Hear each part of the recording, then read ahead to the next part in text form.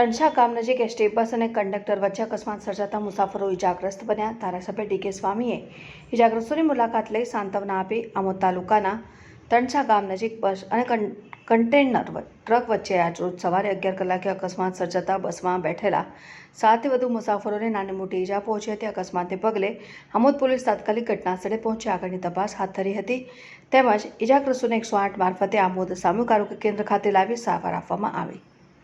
જાણવા મળતી માહિતી મુજબ ભરૂચથી જંબુસર તરફ આવતી એસટી બસને આજરોજ સવારે 11 કલાકે તણછા ગામ નજીક એક કન્ટેનર ચાલકે સામેથી જોરદાર ટક્કર મારતા ભયંકર અકસ્માત સર્જાયો હતો, જેમાં બસમાં સવાર 7 થી વધુ મુસાફરોને હાથમાં, પગમાં, દાંતમાં, મોઢામાં અને માથામાં નાની મોટી ઇજાઓ પહોંચી હતી।